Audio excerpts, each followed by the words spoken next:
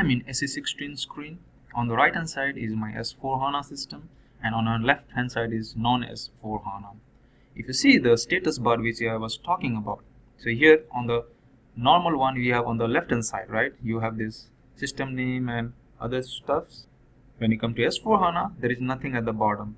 So what you will find? You will find on the top. If you see my arrow here, over here, you have this system status. So this is one of the difference which I noticed the moment I logged into S4 HANA.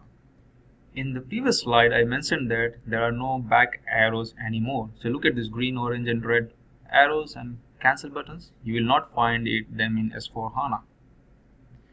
Another thing, you will also not find this execute button. You see on the left hand side, the execute button is no more in HANA. If you want to look in the right hand side, in HANA you have a button called execute, but not that icon.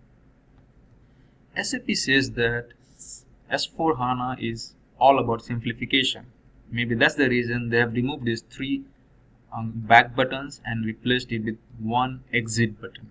So maybe that's simple, or one of the simplification.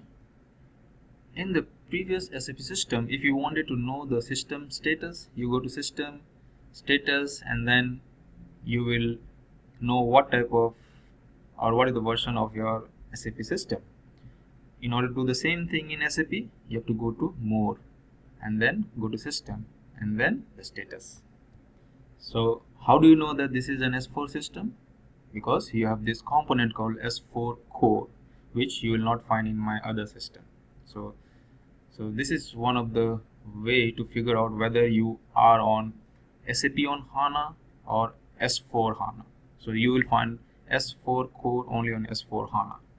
And on a side note, both my systems are ready for OData services and Fiori. So this is the one that is SAP_GWFND, which is for OData, and SAP_UI is for the UI technologies or the Fiori. Both are available in both the systems. This is FND and this is SAP UI. But this is S4 HANA and this is a normal ECC system.